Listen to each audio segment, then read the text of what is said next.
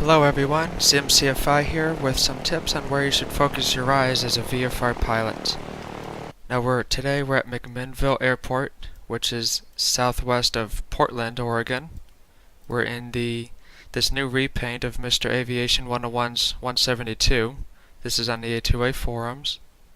And you can get this download at this link at edrmrepaints.com, and that's here. Just click on download. He's got other registrations as well for the 172. And this is Mr. Aviation 101's channel where the repaint came from. And so we're going to talk about where to focus your eyes, because in the simulator it's very easy to just start staring at all these instruments that the 172 has, but you don't need all these instruments to be a visual pilot. So we're all here on the runway, ready to go for the sake of the video. And we're just going to get going. So let's get our mixture back rich, parking brake off. We'll advance full power. We got temperature pressures in the green, airspeed is alive. We have the right amount of RPM, about 2150 for initial power. 55, we'll start pulling back. We lift off the ground, a little bit of right rudder.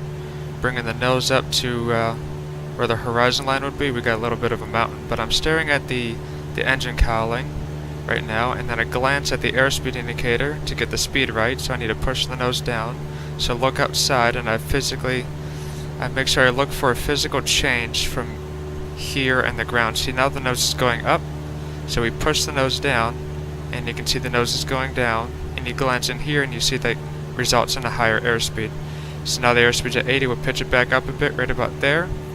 And now we're holding the engine cowling, the nose, on a physical spot against the horizon. Now the hill in front of us is close, so it's still going to be moving under our nose, but you hold it in a relative spot. You know, you don't want to see it going up rapidly like this, or going down too rapidly like this. And then you can glance down, check your heading. So we need to turn left a bit, so I look back up. I can bank the plane left, and you see, and it will bring it back. So when we bank, you'll start seeing objects going diagonal or sideways through the nose. So right now the objects are slowly moving underneath the nose, but as we bank, a little bit of left rudder, left aileron, you see objects start moving at a diagonal or sideways under the nose. Roll wings level again. And as you can see, we've been holding about 80 knots this whole time. And I'll just be focusing on the nose. As a VFR pilot, you don't really need all these instruments. Basically, whatever the Piper Cub has is the minimum you really need for VFR, because you still got to maintain precise altitudes, you know, if you're being controlled by ATC. And you got to know how high you are to avoid airspace and all that. So, but you can do all your flying really by looking outside. You can tell we're flying. You can tell that we're wings level, not changing heading, by the fact that the objects are moving straight below the nose.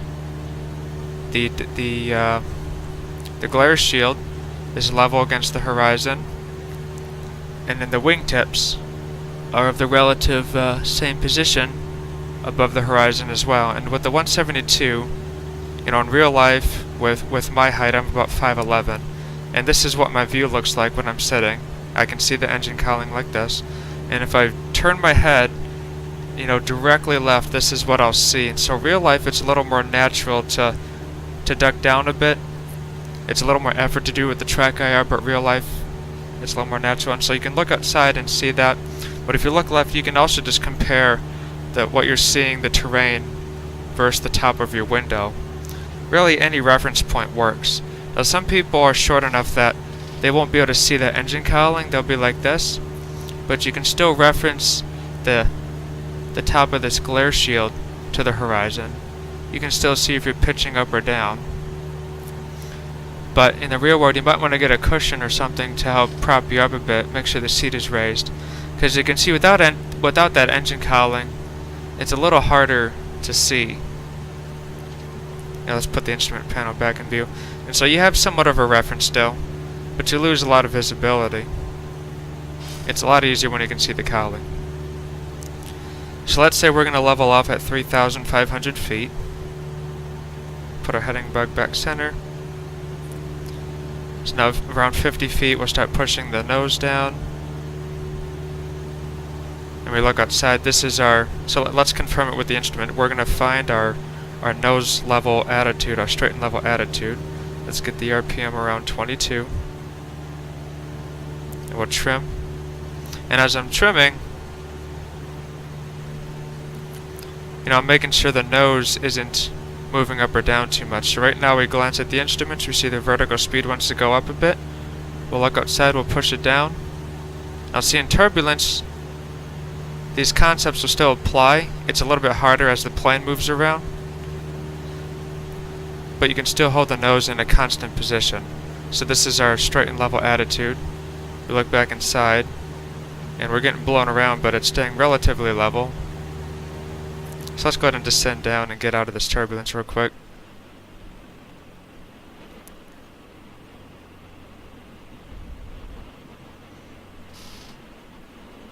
And so as you look around enjoying the scenery or using the scenery to navigate, you can still be getting useful attitude information as you look around. So if we look left, we know that the distance between the horizon and the wingtip, that looks familiar from wings level.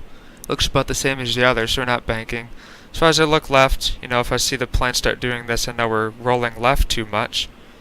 And I look right and I can see all that sky over there. You can see we're in the left bank. So things like that as you're going through. If you're looking out here and see this corner of the dash dipping down, you get clues like that. So let's level off at 2000.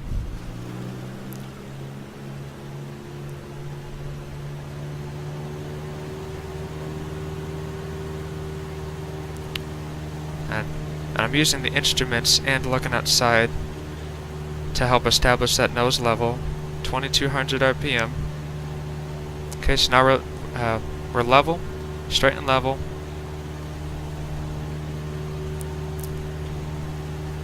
And we confirm that by just glancing at all the instruments. So usually when I come to look inside, I'll come through, every once in a while I'll glance at the airspeed indicator, but for the most part that's not going to change. And so I'll come in and I'll go with the attitude, altitude, vertical speed, heading, and then back on with my day. Now I can see we're slightly banking left. And we look inside and we can confirm that. We're getting off our heading. So now I see that we need to make a right-hand turn a little bit and let the nose come down ever so slightly. So make a right bank, let the nose come down a little bit. Roll wings level, look inside, and we're a lot closer to our stuff. So this is how you really fly visually. It's very hard to learn how to focus your eyes like this when you got all these instruments, but you really just have to train yourself to do it. Try flying like this, what I'm doing right now. Here we need to push the nose down a bit more. A little nose down trim will help that. And then you just glance back inside at your instruments, and I'm usually just doing a little square pattern around these. Attitude, altitude, vertical speed, heading. Because as a VFR pilot, you don't really have to glance at airspeed and turn coordinator too much, with the exception of keeping that ball centered. So we're still climbing in altitude. Get the nose down, a little bit of nose down trim to help keep it down. And that, see, this gets your eyes out of the cockpit looking for traffic too, making sure you don't miss your VFR checkpoints. Come inside, glance at my 4. You can do the whole 6, just like that. That's usually what my scan is as a VFR pilot. I just come through, top left, down to the bottom left. So let's go towards this airport over here. See if we can figure out which one it is. We're kind of just aimlessly flying around. So we're flying southeast. We got a large town. There's a large river coming through. River cuts through, going a little bit southwest. And in the airport itself, looks like it's got 2 runways that kind of cross each other. Let's see what we can find real quick. Might be this. Well, no, we were at McMinnville. Oh, maybe we're at Salem. here we go, yeah. River comes down and then goes southwest a bit. Okay, so we're coming up on Salem, which also means we're in Delta airspace, but we're ignoring that for this video. Let's just assume that we're going to do a left pattern for this main runway here. We'll do the 45, enter like that. 214, so we'll fly at 1200 feet as pattern altitude. And we're at 2000. So now I'm going to reduce the RPM a bit. And we're going to descend down. And now I look outside. I push the nose down. See, this is different than our level flight attitude. There's a lot more ground in view, and you can see there's a negative angle between the wing and the ground and the horizon. So these are things you do as a VFR pilot. You can also practice this by just flying in the Cub too. Just takes away our instruments. So let's glance down at our instruments. We're coming up on our 1200 feet. Keep our eyes out for traffic. Let's establish ourselves on that 45. And we needed to reduce the power more. We're at our pattern altitude, so let's pull the nose up. Let's glance inside. Alright, now we'll get the power set to about 1900. And now we need to turn downwind. I'm going to visually line myself up on downwind to parallel this runway here. And see, I'm making a turn, and I'm trying to keep the distance between the nose and the horizon the same. And you have to do a little bit of back pressure to turn, because as you know, when you turn, the nose is going to dip down a bit. See, we dropped about 100 feet there. Now we're beam the numbers, pull the power back to 1400, 10 degrees flaps, and I look at the nose to make sure it doesn't balloon like that, so I push it back down. Glance down, we can start descending, so I look up, push the nose over a bit more. From that level flight attitude, that should get us our 80 knots and 500 feet per minute. We need to add a little bit of power. Let's go ahead and turn base. Second notch of flaps, a little bit of extra nose forward pressure initially to avoid the ballooning. Glance inside, doing alright, about 500 feet per minute. We're at about a 30-degree bank, 25. There's the runway, roll wings level. Check final. Check the instruments real quick. Check the runway. Let's turn final. How's our airspeed? We can do full flaps now, 70 knots. A little bit early, so let's roll out smoother. Glance at airspeed. All we're really caring about now is airspeed. So we're at 65, we can reduce the power a bit. Let's get lined up on center line. Looking at this water, looks like there might be a right to left crosswind.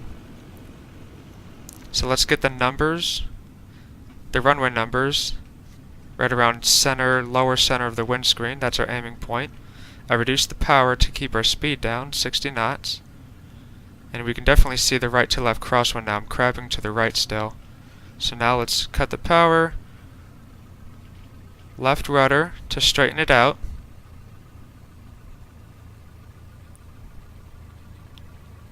Holding it off. Oh, there we go.